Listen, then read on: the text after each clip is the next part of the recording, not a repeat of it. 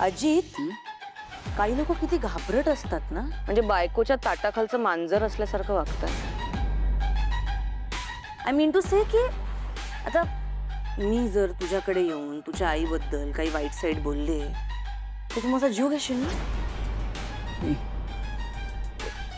म्हणजे म्हणजे म्हणजे कुठलीही सून जर तिच्या सासूची कंप्लेंट घेऊन तिच्या नवऱ्याकडे आले तर नवरा ते खपवून घेईल का? अजिबात नाही ना. आता मीराचंच बघ, तिने अथर्वच्या आईवर इतका मोठा खून केल्याचा आरोप केला तरी अथर्व तिला काही बोललाय का? काहीच नाही.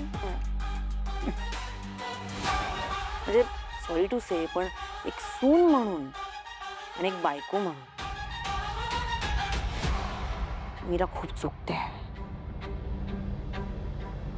असो, तर माझ्यासारख्या इतक्या चांगल्या मुलीला सोडून जर एका घर तोडणाऱ्या मुलीशी लग्न केलं काहीच होणार आहे.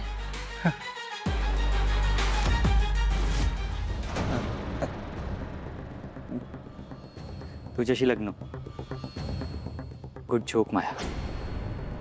खरं तर तुझ्याशी बोलायला माझ्याकडे वेळ नाही. It's a waste of my time.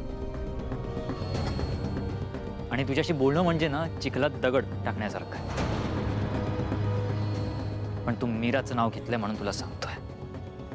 या आधीही सांगितलंय, परत सांगतोय. तुझी आणि मीराची तुलनाच होऊ शकत नाही. तू तर आहेच फ्रॉड. आणि तुझ्याशी लग्न करणारा एकतर फ्रॉड असेल नाहीतर महामूर्ख. अथर्व, मूर्ख कोणाला म्हणतोस? तुला नाही रे, तिच्या नवऱ्याला. हां, मग ठीक आहे. म्हणजे तू मलाच मूर्ख म्हणतोयस? ते तूच ठरवायची. आणि माया, मीराबद्दल बोलताना ना 100 वेळा विचार कर. आय नो तुला जमणार नाही, पण try. Atharva, and for your kind information, तुझं आणि मीराचं जे काही आहे ना सगळं टेम्पररी आहे, संपणार आहे.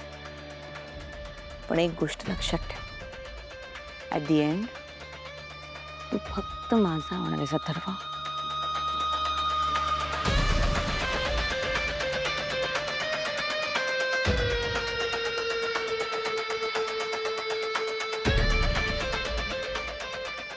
माया, आर यू मॅड? तू काय बोललीस? तुला कळतंय का? तुझं आणि माझं लग्न झालंय, मग तरी तू आता अथर्वच्या मागे मागे का जातेस? तू का त्याला बोलते की तू माझ्या मागे येणार, मी तुझ्या मागे जाणार? यार, आपलं लग्न झालंय. आता माझीच बायको त्या अथर्व समोर असं बोलायला लागली तर यार माझी काय इज्जत राहिली? कम ऑन माया. शडप, आपलं तसंही लग्न झालं नाही. हा, यार झालंय आपलं लग्न. असं काय? आपलं लग्न झालंय. आपलं लग्न झालंय. हा, बरोबर.